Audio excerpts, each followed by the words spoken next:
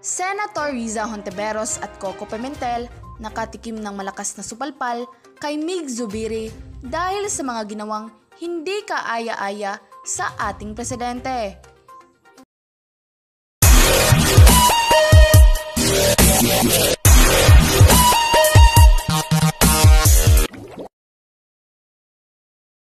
Kung bago ka pa lang dito sa YouTube channel ko, please like the video and subscribe at i-click ang notification bell para mas magiging updated ka sa susunod na mga video. Nag-uusok sa galit si Senator Mig Zubiri matapos na pag-alaman ni Pbbm kung sino ang nagtatago ng libo-libong asukal sa ating bansa. Be allowed to interject because that was the speech that I made and that was the source of the investigation of the Blue Ribbon Committee. With due respect to the members of the minority and of course with respect to our chairperson, I think my dear colleague Senator Riza is invoking the issue on workers' rights and civil servants. But the real issue here, Mr. President, is the farmers, which are the ones that are affected by all this sugar importation. We already know that. We've established that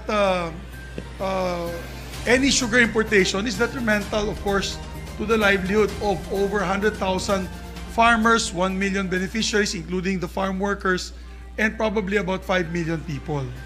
We have to put it in proper perspective. We in the Senate have in the past investigated things of lesser, I'd say lesser, not crime, but lesser action.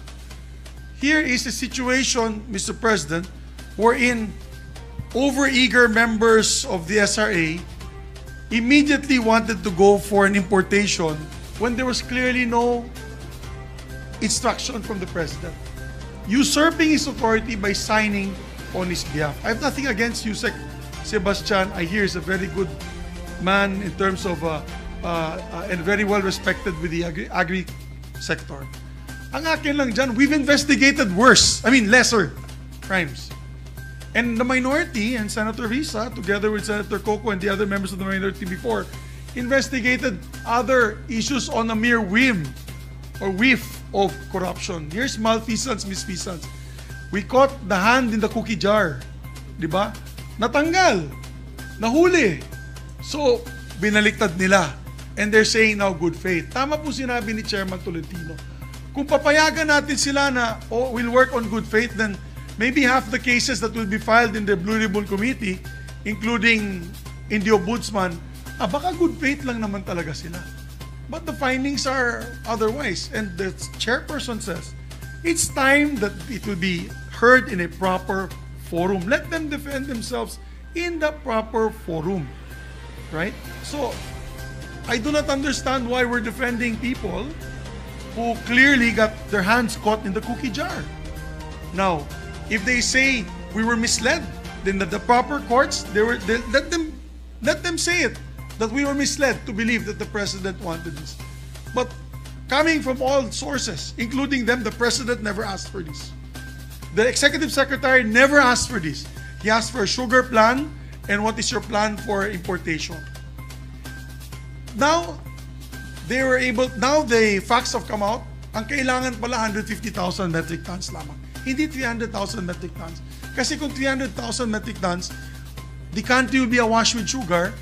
Negros, Bukidnon, Cavite, Batangas, Iloilo, Capiz, all of them will be suffering now because of too much sugar. Kaya I think the bottom line is, let us not lose focus on our farmers. Yung ating mga magsasaka ang ating tulungan dito. May ginawa po tayong hakbang para hindi masobra ng importation. Di ba, pinaglalaban natin po ang mga magsasaka. Ayaw po natin ng importation galing China. Ng gulay, ng karne, ng manok, dahil gusto natin tulungan ang ating mga magsasaka dito. So let's not protect a few who are pro-importation, even if it is in good faith. But obviously, nakita naman po natin, may usurpation of authority. I know of civil servants who come to me and ask for help, asking pardon from the President and all sorts of pakiusap sa justice, sa judiciary. Sabi ko, hindi ko magagawa yan. Let them defend themselves. They're asking for help for mere usurpation of authority lamang. Pumirma sila on behalf of the mayor. Pumirma sila on behalf of the accountant or auditor and account. Kulong. Ito, pumirma for 300,000 metric tons worth billions of pesos, Your Honors, of importation. Galit nga tayo dun sa money, yung peanut importation. Yung, ano ba may hiling po kami ni Senator Villar before.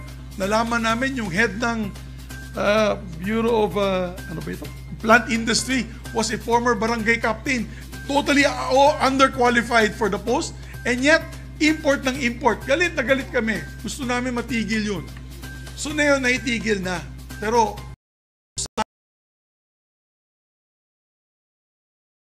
explain to the proper authorities why they did such action without the approval of the approving authority. I think that's fair. Di ba po? Your Honors. Yeah. The minority leaders Yes, recognize. Mr. President, thank you. I am forced to react because the Senate President said that the minority, the two of us, have caused the investigation on a mere whim or on a mere whiff of corruption. And what is that? I said members of the Senate, including the minority. But not this minority. We will never act on a whim, Mr. President.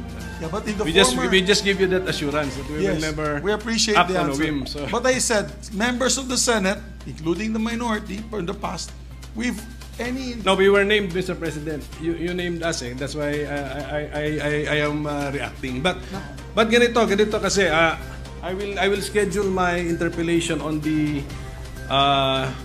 on the majority report on the sugar probe next time. But let me react lang on the inputs from the Senate President.